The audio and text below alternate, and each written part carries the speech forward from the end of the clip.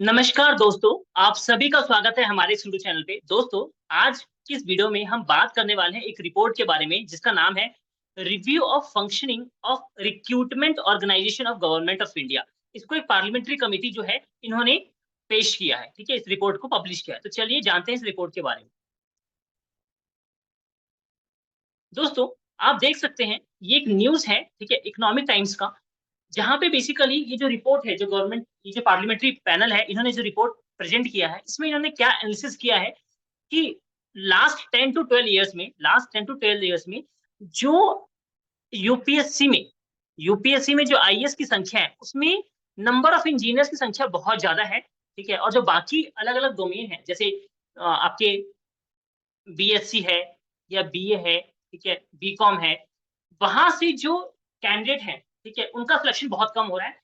इसी के ऊपर इन्होंने एक रिपोर्ट पब्लिश किया है और इस रिपोर्ट में इन्होंने बोला है कि आप सिलेक्शन प्रोसेस को यूपीएससी को ये बोला गया है कि जो सिलेक्शन प्रोसेस है, इसको आप एक बार देखिए, ठीक है? और इन्होंने अपनी कुछ रिकमेंडेशन दी है, ठीक है?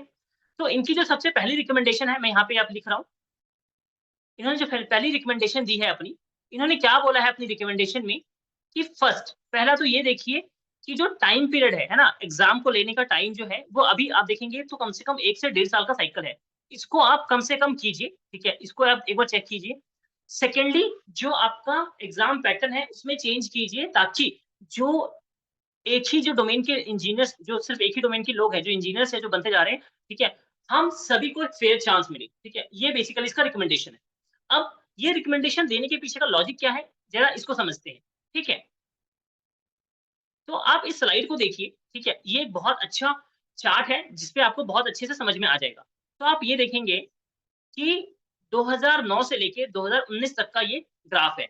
ये जो लाइन है आपको, ठीक है? ये है आपके इंजीनियर्स के लिए, ठीक है? जो येलो लाइन है आपका ये वाला, ये है मेडिकल के लिए, ठीक है? ये जो लाइन है आपका, ये जो आर्ट्स, कॉमर्स के स्टूडेंट होते हैं उनके लिए और नीचे जो लाइन है साइंस, बीएससी, बीकॉम इनके लिए, ठीक है?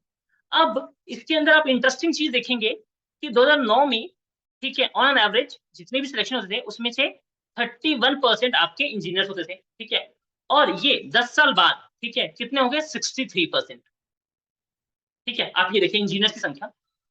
वहीं पे जो आर्ट्स, कॉमर्स के जो बच्चे थे, जो 44% होते थे, अब वो घट के, ठीक है, अब वो घट के लगभग 50% रह गए, ठीक है? सिर्फ 24% ही रह गए हैं, ठीक है? सिर्फ 24% ही रह गए। तो यही सबसे बड़ा एनालिसिस किया है, ठीक है, इस रिपोर्ट में और इसी इसी ग्राफ के बेस पे, इसी नंबर्स के बेस पे इन्होंने रिकमेंड किया है यूपीएससी को कि आप अपने पैटर्न में चेंज कीजिए। तो ये देखा जा रहा है कि 2011 के बाद जहाँ पे सीसेट मैथ्स को इंट्रोड्यूस किया गया, लॉजिक लॉजिक रीजनिंग को, वहाँ से जो इंजीनियर के बच्चे हैं, इंजीनियरिंग के स्टूडेंट्स हैं, ठीक है? वो लगातार क्वालिफाइड करते जा रहे हैं यूपीएससी में, ठीक है? और जो इनका नंबर है, ये लगातार ड्रॉप होता जा रहा है। ये देखिए लगातार ड्रॉप होता जा रहा है, ठीक है? तो यही कंसर्न है बेसिकली कि यूपीएससी के एग्जाम में जो इंजीनियरिंग के स्टूडेंट है वही डोमिनेट कर रहे हैं अभी, ठीक है? वही ज़्यादा अच्छा परफॉर्म कर रहे हैं क्योंकि जैसे मैथ्स है, ठीक है? जो सीसेट होता है बेसिकली जिसमें एप्टीट्यूड आता है, तो ये जो इंजीनियरिंग के बच्चे हैं वो इसको ईज़िली निकाल पाते हैं और जो दूसरे सब्जेक्ट के बच्चे हैं क्योंकि उनका बैकग्राउंड वो नहीं होता तो वो नहीं निकाल पाते हैं और इसीलिए इन्होंने रिकमेंड किया है, ठीक है? मैं आपको कुछ और स्क्रीनशॉट दिखाना चाहता हूँ, कुछ और डेटा शेयर करना चाहता हूँ आपके साथ। ये देखिए, ये एक स्क्रीनशॉट है, आप देखेंगे कि यदि आप इसको स्क्रीनशॉट को देखें, तो 46 ठीक है, 2011 में 1000 कैंडिडेट सिलेक्ट हुआ लगभग, जिसमें से 46 आपके इंजीनियर थे, ठीक है? और 142 आपके डॉक्टर थे। अब ये ट्रेंड को देखिए, ये 46 अगले साल जब सीसेट आया 408 हो गया, ठीक है? इसके बाद ये 600, 6699, 642, 700 ठीक है? तो आप देखेंगे 1200 में से 700 ठीक है? लगभग 65% तो यही है। ठीक है? और 125 डॉक्टर। तो डॉक्टर की संख्या कम होती जा रही है, लेकिन जो इंजीनियर्स हैं, ठीक है? इस पूरे एग्ज़ाम में जो इंजीनियर्स हैं, ये क्या है बेसिकली, ठीक है? ये अपने आप को जो मैक्सिमम जो सीट्स हैं, वो इंजीनियर्स लेके जा रहे हैं और बाकी को मौका नहीं मिल रहा है, ऐसा ये कहना है। ठीक है? ठीक है? अब इस जो 131 रिपोर्ट है, ठीक है? ये जो department related to standing committee on personal public grievance, law and justice, इनका ये 131st रिपोर्ट था, ठीक है? जहाँ पे इसने रिव्यू करा था functioning of recruitment organisation government of India का, ठीक है? और यहीं पे इन्होंने बोला था कि आपको कुछ ना कुछ चेंजेस करने की जरूरत है। और इन्होंने ये भी मेंशन किया है कि 46% से 2011 में 46% था वो, आज के टाइम में 2020 में ये 65% जो परसेंटेज जो कैंडिडेट है वो आपके इसके आते हैं, ठीक है।